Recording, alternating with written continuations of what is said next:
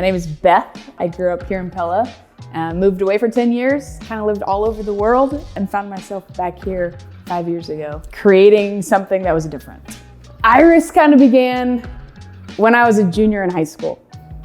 Did we know it was Iris? No, but this idea and this dream to create an experience that left people wanting more of it. One of my leaders growing up challenged me, if somebody were to read your life as a story, would it be interesting or would it be boring? And that has just fueled so much of who we are as a family, as well as the business. And so we have our tagline here that for every adventure, live a story that's worth telling.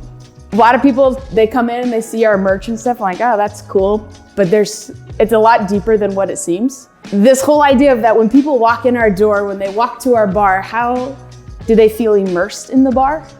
Do they feel like they're just ordering and then the barista's hiding behind the espresso machine, or do they feel like they're a part of the experience? We have a gap between the bar and the espresso machine, and that's there for a reason, so that the barista can walk up to meet the customer where they're at and not feel like they're buried behind the bar. Every little aspect is thought through in that way. When the customer comes in, they see our menu and it's really wild. It's nothing that you're gonna find at any of the other shops in town. And that's that way for a reason. We want there to be a talking point. So when you leave, you're like, have you tried the one that has smoke just like billowing out of it? What? Come back and try it. First, we're gonna start off with our espresso. Here in-house, we use our Hideaway blend. This is a blend of an honey process, Nicaraguan, as well as a washed Honduras. Provides really awesome chocolatey notes that a lot of people enjoy in their espresso.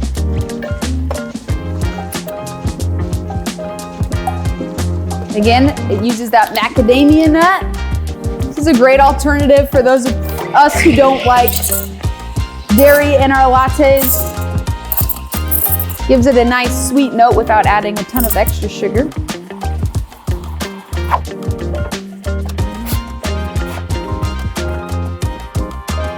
A little bit of caramel.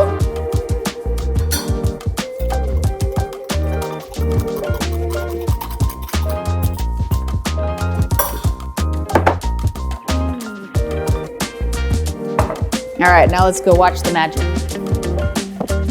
First thing we're gonna do, add a little bit of salt. This is gonna cut off all the sharp flavors, make everything blend really well together.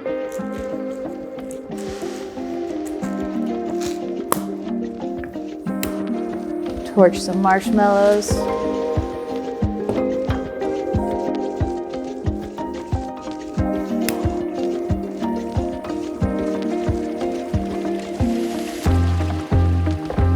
And then a maple chip infusion.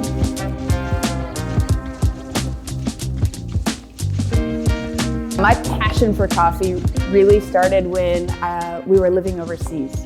So we were missionaries in Cambodia, and I went into this old Japanese secondhand store, and a lot of traditional coffee equipment was hand-blown glass from Japan. And in my broken Khmer and this lady's broken English, we found the siphon brewer. And at that point, I realized that my passion for science and community and business all intersected at coffee.